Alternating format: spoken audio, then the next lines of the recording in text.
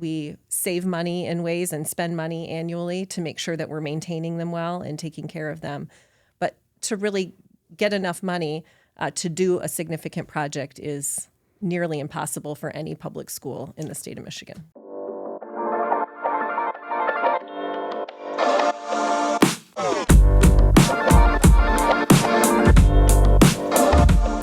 Welcome back to the Talk Midland podcast. My name is Logan Richetti with Modern Realty.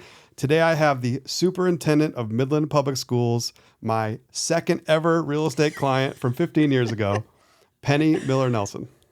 So good to be here. Thank you. I didn't know I was your second client ever. You and your husband believed in me before anybody else did, and I appreciate that. That's fabulous. I started April 15th of 2011 was when I first started selling real estate, and my first client was Daniel and Christy Griggs, and Christy's father, Norm Neer, was your pal, and he referred me to you, and you trusted me with the purchase of your new house, and I'm forever grateful for that. We still live there. It has been a wonderful place to raise our family. I love it. Midland's great. Larkin Township's great. Everything is great. Today we need to talk about some important things, though. We do. You are our superintendent of schools, and we have a big ballot proposal coming. I don't know a lot about it. I was on your focus group a couple months ago. The counties have put together some focus group, the school system has, to get public input. And you've been doing a lot of public appearances to help everybody understand what this is. But can you walk me through exactly what is coming here so we can understand a little bit more about what the schools need and what the options are? I'm happy to. Thank you. There's a lot of information here, so please feel welcome to interject when you need some clarity or we want to move on to a different piece of this facilities improvement bond proposal.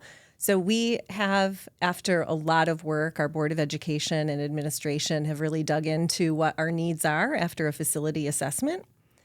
We really studied that data and thought about who we want to be as a district, how we want to create the most robust, healthy, inclusive learning environments for all of our students.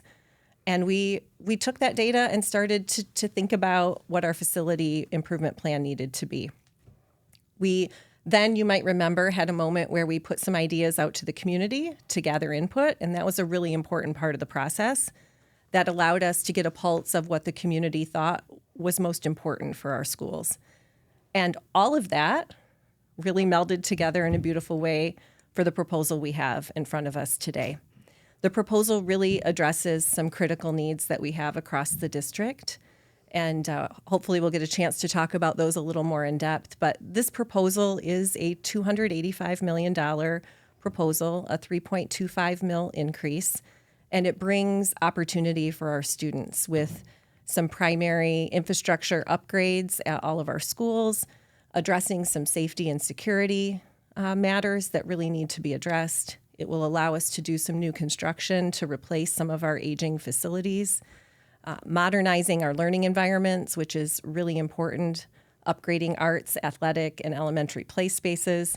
There's just a lot of really important work bundled into this proposal.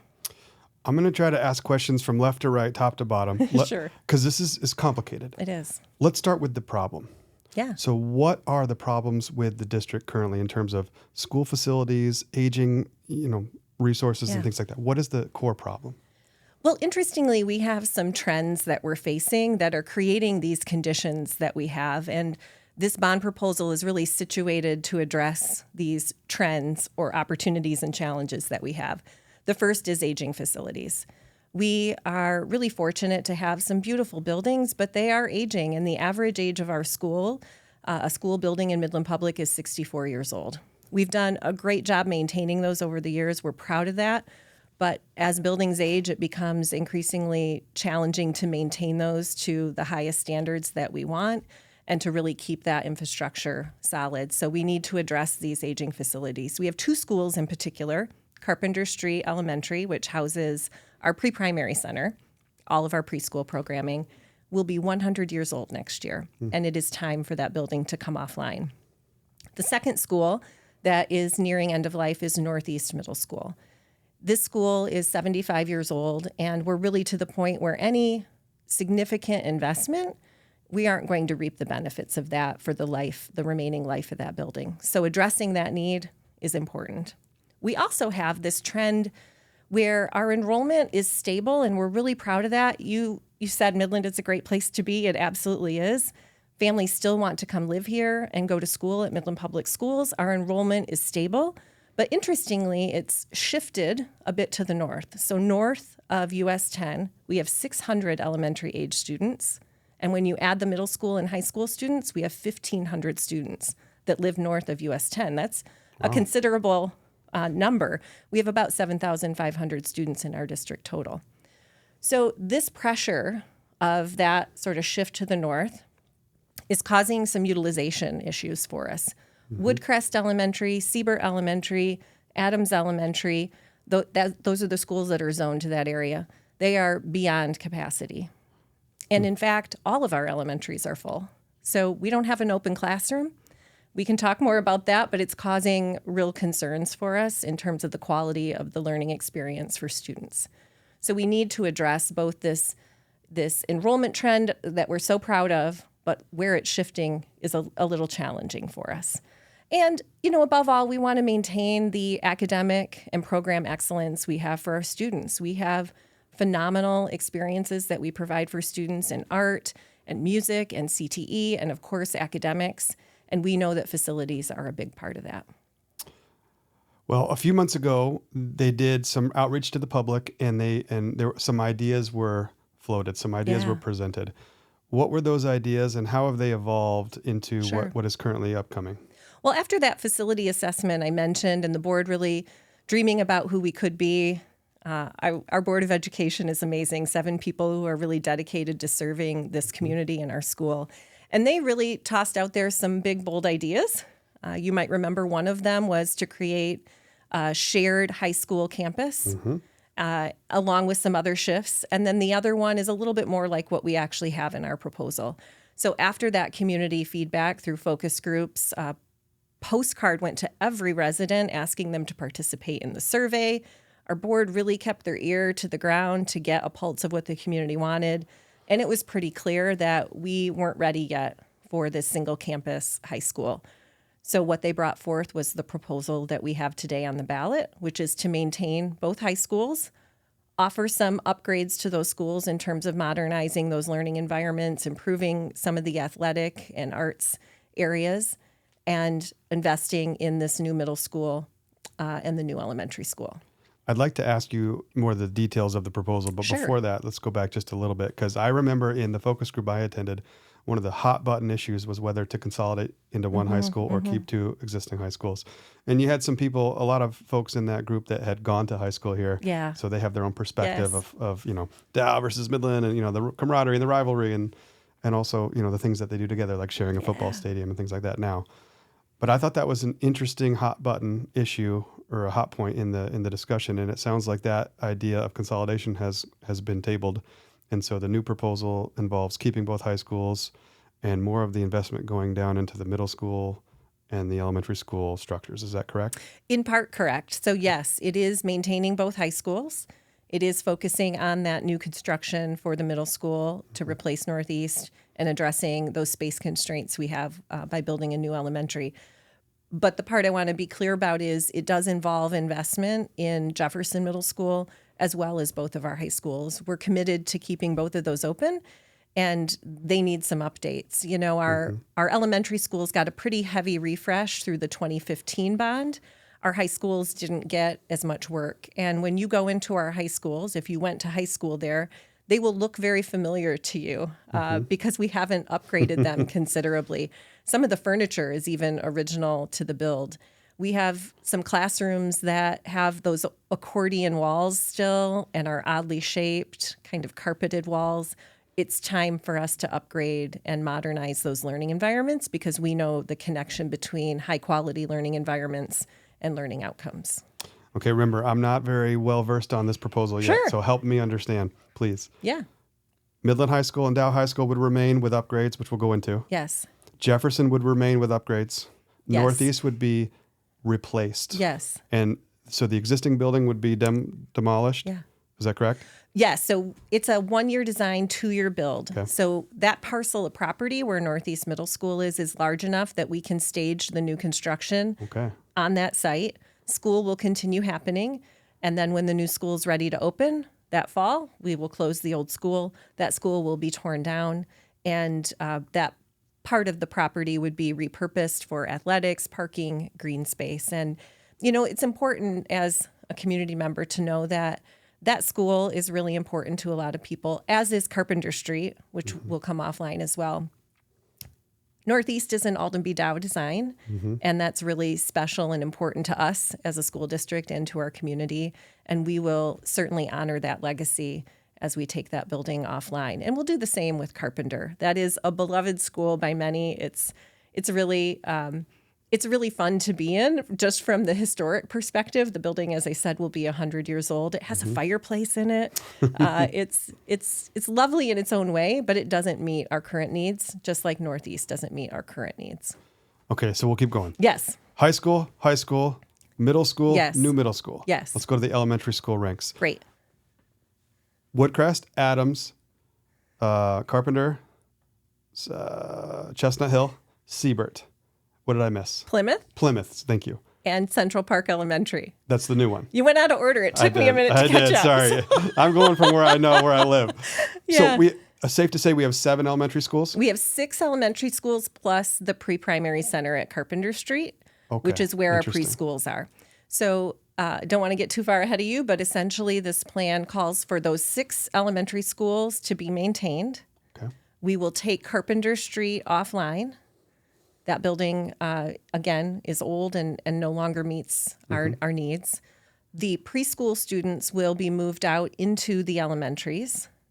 Now, to create space and to address the utilization issues that we have, we will build that 7th elementary north of US 10. We'll take about 500 or so students, redistrict them, so to speak, to this new school, and then we'll smooth enrollment across those remaining 6 schools. That will create space so that all of our teachers can have a dedicated classroom. Right now, we have art teachers teaching on a cart and world language teachers without a dedicated classroom. We have interventions that are happening in hallways. We are just out of space, and our staff and our students absolutely deserve better. So this will allow us to get into that kind of sweet spot. The industry standard is about 85% utilization. That really means that your classrooms are used for their intended purpose, that you have just enough room that your cafeteria and your gymnasium aren't busting at the seams when children are in there. It really right sizes us. 1,500 of the 7,500 students in the Midland district are above or north of US 10. It's 20%. Yeah. And so the proposal includes, like you just mentioned, building the new school north of US 10 and then taking Central offline. Carpenter Street. Carpenter offline. Thank you. Do we have a proposed location yet for that elementary school, or is that still in the works? Yeah, we've done our due diligence to know that just north of 10 there, sort of that Commerce, Letts general area, there are properties that are for sale. We've not purchased property. That would be a little early in the game for us here. But we know that in that general area, we still would have access to water and things of that nature that we need for a modern elementary school. You're talking about just south of Commerce in the east and west side of Jefferson, east or west side of Jefferson. Is that right? Yeah, it's sort of Jefferson over to Eastman, kind of those general areas. If you're out there, you probably see that there are open vacant land out there, and we think that could be an ideal spot when we look at geographically mapping where our students are, when we think about transportation, and again, when we think about what we need to really build an elementary school. Okay, so we've broken down the logistics of the plan here. Let's talk about the pros and the cons of the plan. Sure. The objections from anybody who objects, because anytime there's a millage increase, there's objection. And so I would like to create a conversation here that anybody who is learning more about this or in favor or not in favor, because there's always both, they can have an objective analysis of what the benefits are and then what the downsides are and things like that. I know anytime there's a tax increase or a millage increase, there's objection, and that's just human nature. That's common. So as a tax-paying citizen myself, I'd like to understand not only what the costs are and what the benefits are, but also what the costs of not taking action are down the road. So let's start with the benefits. And you've already mentioned some. Sure. Better utilization, better logistical layouts, some newer facilities. I also noticed that this bond total is a little bit less than the initial proposals, right? Has there been some pencil sharpening on the total budget of the proposal? Is that something that's happened? Yeah, so it is a budget put together based on the best estimates that we can. Of course, we use third-party folks who are experts in school construction, and they've partnered with us to try to get this as precise as we can, thinking out over the life of this construction project. This is a 4-series project, and so there's some planning that needs to happen thinking forward. To your point, the plan itself is fairly detailed in how we want to map this out, knowing which projects need to come first, knowing which will come second, third, and fourth in this series. And so those cost estimates, those budgets include what will be anticipated cost by the time we reach, say, 2033 and the work that will happen at that point. Let's talk about the cost. Sure. And you gave me a great example, a really easy example to understand because, again, taxable increases, millages, these assessments, they're complicated. They're hard to calculate. Yeah. Can you walk us through a basic example that gives everybody a baseline idea of what the marginal increase would look like? Sure. So I want to start by just being clear that this is a 3.25 mil increase over what taxpayers currently have. So when you look at a home, let's say we have a home that has a $200,000 value, market value, which means it's about $100,000 taxable value. This would be an investment for that individual who owns that property of about $27 per month. And, we say investment because it is investing in our students, it's investing in our school, and it's frankly investing in our community.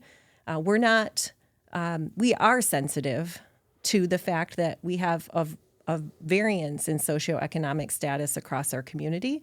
And so we know that we're asking for our community to invest through this bond proposal. Okay.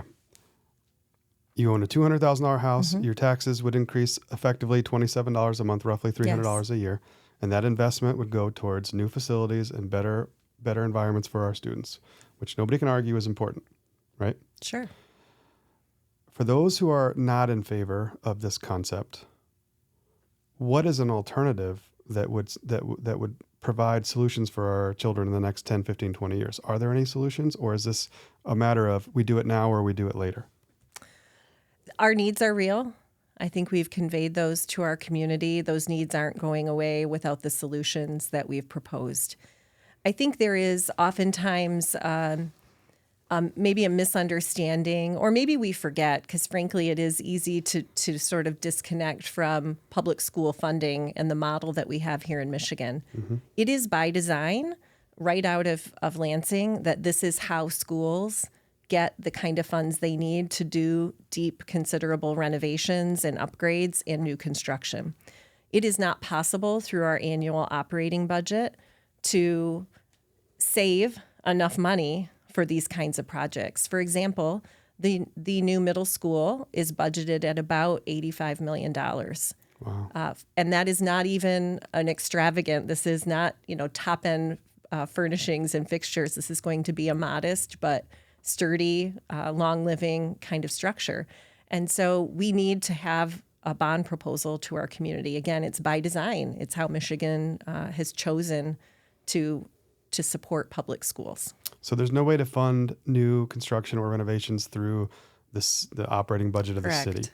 Does the operating budget of the city currently has a budget now that goes towards the schools, right? So to be clear, our budget is completely separate from the city. Oh. They do not intertwine. Midland Public Schools is its own entity. Taxes that the city collects are taxes that the city collects for the operations of the city of Midland, and a lot of wonderful things happen through that process.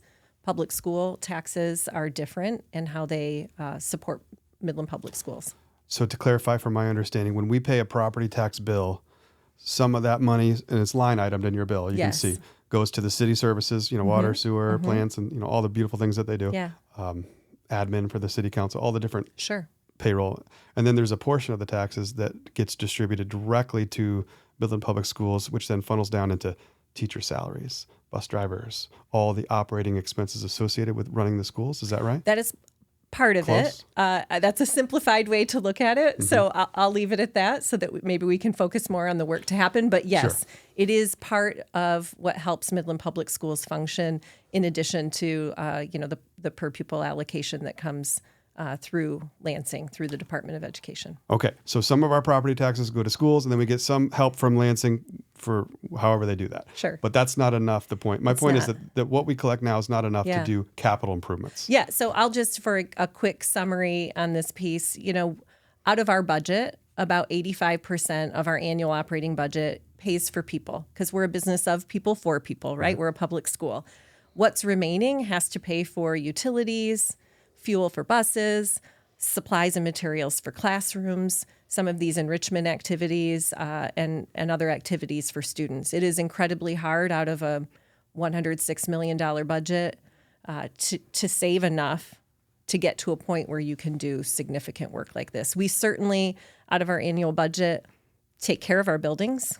We save money in ways and spend money annually to make sure that we're maintaining them well and taking care of them. But to really get enough money to do a significant project is nearly impossible for any public school in the state of Michigan. And that was what I was trying to. Yes. Trying to clarify. People need to know that. Thank you. There's no way to build new schools or do major renovations in the existing budget because there's just, even at $106 million, 85% of that's going to payroll, Yes. right? Going Yes. to people. So there's 15, 16 left over, whatever that goes to maintenance, repairs, landscaping, all the different non-people related stuff that you can't save 285. Was it 285 million? You can't save that. It'd take you 100 years to save that much. Correct. Okay. So City of Midland, we have to decide whether we want to accept this bond proposal, make the investment in the schools, empower the school board and everybody to make this plan a reality, or they say no. What happens if they vote it down? Where do we stand then? What happens next? I believe that we will regroup. If our community at this moment in time can't support this particular proposal, I believe our Board of Education, again, is committed to finding solutions to the challenges we have. They're committed to providing the best opportunities and experience, including facilities for our students and our staff, quite frankly. As a quick side note, we're one of the top employers in Midland. I think we might be number 3. And we have an obligation to make sure that our team members have the best environments where they can do their best work too. So to get to your question, I think we'll regroup. We'll try to gather some feedback about what wasn't quite the right match, and we'll come back again with a revised proposal. I'll just say the needs are still there, and we'll keep working toward the best solution. What happens if the bond does pass? What happens next? Yeah, then it's, we want to hit the ground running. We have a timeline already in place of what would need to happen both on the financial side in terms of selling these bonds and acquiring the funds that we need for phase 1 work. We'll dive right in. Safety and security, the upgrades we want to make in that space will begin straight away. Our community continues to tell us that safety and security of our schools, ensuring that our children are in the safest place they can be during the day, which is a school, matters. So we'll spend money right away in getting those upgrades done. We'll begin the design of the new elementary school, and then we'll begin construction. That will be our first focus. Then we'll move on to that middle school design and construction. Throughout all 4 series of this bond, we will do infrastructure upgrades, we'll do technology upgrades. Purchasing buses is part of this, updating our playgrounds, updating our art and music spaces, career and technical education spaces. Those will all be woven throughout this bond. I have a question about some of the elementary schools that were demolished in the past 10 years or so. One that comes to mind is Cook. Another one is Carpenter. Does that sound right? Nope, Carpenter's still up. Central. Central is still a school as well. Which one was knocked down? There was one on. There was one over there. We had What am I we had missing? several schools that were taken out of our fleet. Okay. You're right. There was Cook, there was Chippewassee, there was Parkdale, and Mills. East Lawn was the other one. Thank you. Yes, East Lawn. So, why were those buildings taken offline? And are there, and some people have asked this on the Facebook page, so I wanted to ask you, why were they taken offline? And are there regrets that they were taken offline now that we don't have those assets to reallocate toward, especially Cook is one over the northwest side of town. Do we wish we still had those buildings, or were they just past their useful life? It's an important question. I'm glad you asked, because we do have a lot of community members who remember that moment in time for us. And, it's easy to now look back and say, oh, coulda, woulda, shoulda. Honestly, that Board of Education, that superintendent and leadership team made the best decision they could with the information that they had at hand. At the time those decisions were made, our enrollment was declining rapidly, and our funding was not where it needed to be. We were really on this brink of disaster, so to speak. And when they analyzed the data, which was a very collaborative process, there was a committee that came together, representative of all of these school communities and community leaders as well. And they had to make the tough decision to close those schools. It right-sized us. It allowed us to get back in a strong financial position and do the great work that we've been doing since. I know that's hard on those neighborhoods. And again, there's a lot of heartstring attachments that people have to elementary schools. And we're sensitive to that. We continue to have conversations with folks who are attached to those schools. They made the best decision they could. And honestly, I think it was the right decision for us at that time. Okay, so to clarify to those who have asked the question about why those schools were closed and demolished, if I understand what you just said correctly, the cost to operate those schools with declining enrollment and insufficient funding was not sustainable. So they had to take some of those schools offline and consolidate the schools so that the total operating budget came in line with the reality of how much they had. Yeah. Okay, and that makes sense. And were you involved in that at the time? I wasn't. I came to the district in 2008, so I was just new when those decisions were being made. My role at that time was in career and technical education, so I wasn't part of the committee or the executive leadership team that necessarily made those decisions, but I certainly was part of the overall community experience and remember that moment for us. I know it was hard, and I have a lot of empathy for families who were impacted by that. It's part of what I think is motivating us to really use the data and to do the right thing moving forward. Adding a new school, moving some families around and neighborhoods around is not taken lightly by us. We've learned some lessons from our previous experience and want to, just continue doing better and being better as we move forward. What has been your most difficult challenge so far as our superintendent? Well, I really do think it's this moment right now, and it's a blessing and it's a challenge all at the same time. I just have this real desire for our community to understand the facts of this bond proposal. This facilities improvement proposal, again, is not taken lightly. A lot of time and energy and care has gone into analyzing our needs, looking at the data, putting this together in a way that we think sets us up for success and really supports our students and our families and our staff. And getting out and ensuring that every citizen has this information is challenging, but it's also been really exhilarating too, to present this information and to have individual conversations with folks. Well, I really appreciate you and the members of the school board. I have a couple pals on the school board. Oh, great. And I say this every time when I interview somebody from the city. We often take for granted this public service that folks like you and the school board members take on. It's not without stress, challenge, adversity and struggle, and it's a tough job.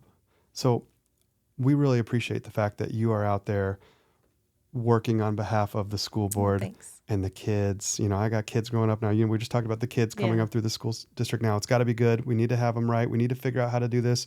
The city's got the citizens of Midland have got to balance their financial, considerations with the needs of the kids and the infrastructure of Midland moving forward. I applaud your leadership.